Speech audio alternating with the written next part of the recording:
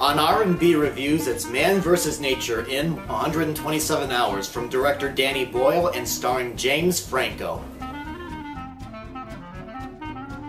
Hey, welcome to R&B Reviews. I'm Rob, and 127 Hours tells the real-life events of what happened to a young man named Aaron Ralston who leaves the hubbub of the city to go hiking, and he ends up getting stuck in a canyon with a boulder wedging his hand to the canyon wall for, you guessed it, 127 hours.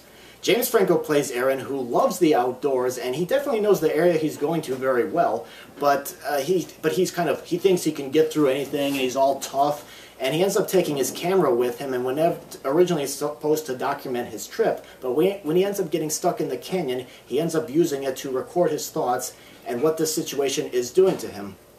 Now, when I was watching this movie, every situation that he goes through, I was kind of rooting for him like I would be rooting for my favorite football team during a game. You know, I felt I wanted to cheer him on, and whenever hoping he would get through a situation just fine, or I shared my frustration with him whenever he fumbles.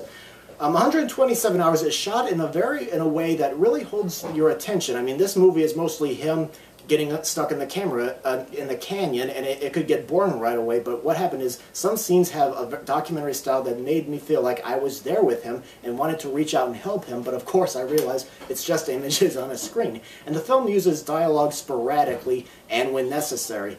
The rest of the movie shows flashbacks to help develop his character, like how he became an outdoor lover when he was younger, and it uses images to show what Aaron is feeling. For example, there's a scene where he's running out of water, and he's very thirsty. Instead of him saying, "Oh man, I am so thirsty," it cuts to a shot of a drink that he left in his truck, and he imagines that it's perspirating. The movie has very good color composition, and I liked how at the beginning of the movie we got to admire the scenery with the character. And the music in this movie, is very, very effective, whether it's loud and high energy or low and somber, it complements the picture very well. And there's two things I learned from watching this movie. You got to take your cell phone with you, and please tell people where you are going.